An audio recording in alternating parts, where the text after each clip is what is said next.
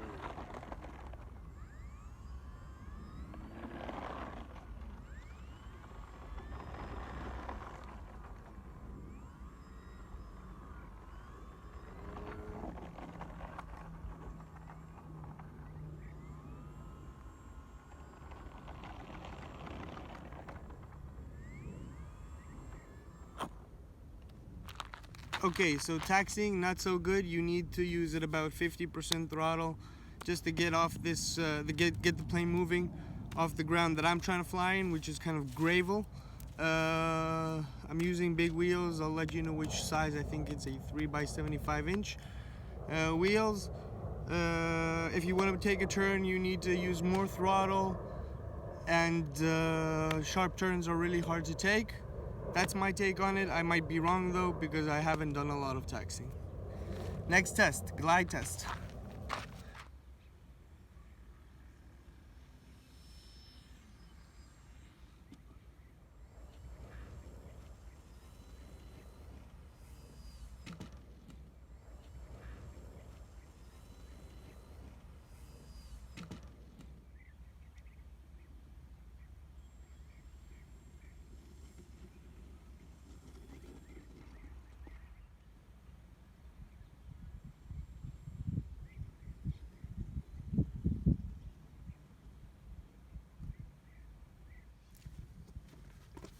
Alright, well, so I did some more checks on the sort of taxiing. What I wanted to do is try to get some hoop launches. So I'd launch a bit and then go down, launch a bit and go down. I don't have an elevator because the servo arm broke, so I need to fix that. But other than that, I'm going to fix that right now and then do a real takeoff.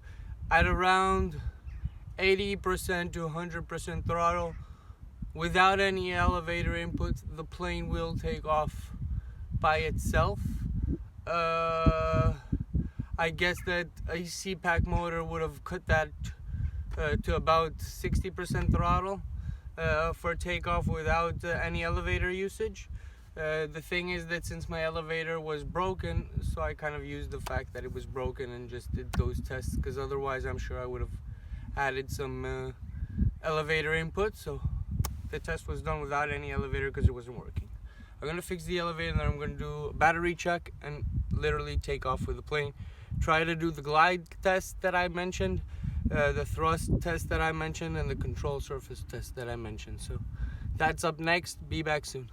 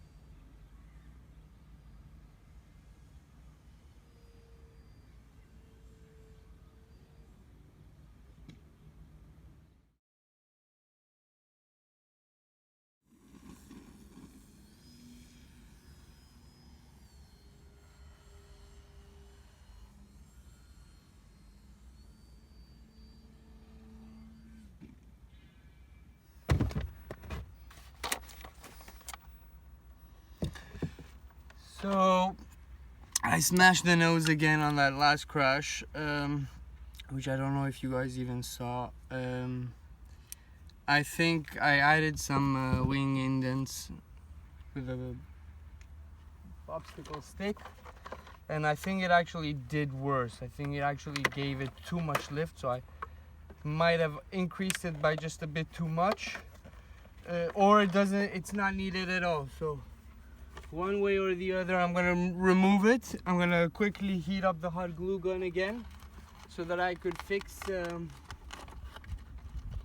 front section again, and just try to change the wing indents just again a little bit less. See if that helps.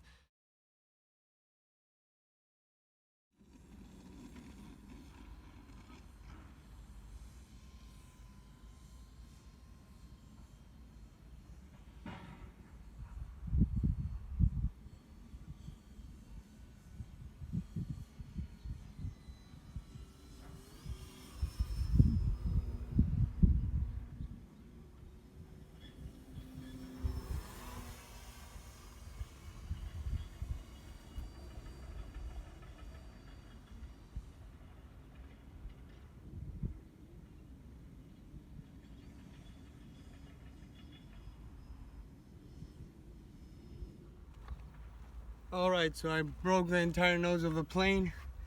I'm not gonna repair this anymore, I'm just gonna build a new one. But since it's all broken, just toss it up like this. Try to get another feel for it, because I kind of feel like I'm not getting enough time with it to understand it. From time to time it enters some sort of weird spin death roll that I just can't seem to get the fuck out of. Oh, excuse my bad language. Anyways, I'm gonna toss it up. Try to take off the landing gear this time. I don't think I need it.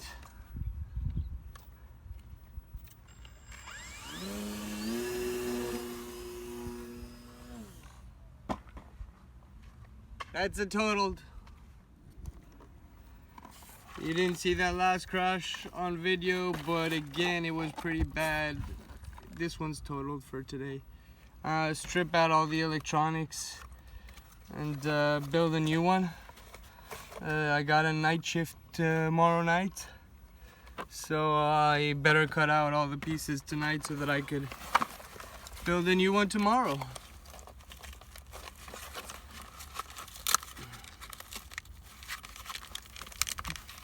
Oh, I forgot to take out the barbecue skewer. Alright, so yeah, this is pretty much trashed. The wings probably can be and will be used for the V2 as well. Although I think that my main issue is actually coming from the wings. I think that death roll it enters is actually coming from the wings. I think this plane needs a bigger motor, so it needs a C-pack motor and not a B-pack motor. I think the B-pack motor is not giving it enough speed, the speed that this plane needs. After all, this plane was designed with one great purpose, which was to actually win a race. So what it needed to do is it needed to fly far and it needed to fly fast. So I think that's the issue. Anyways, we're packing this plane up. I think that a 1 degree or a popsicle stick to increase the wing length is decent. I think that this needs to be addressed. It needs to be thicker holding here, so this would go thicker.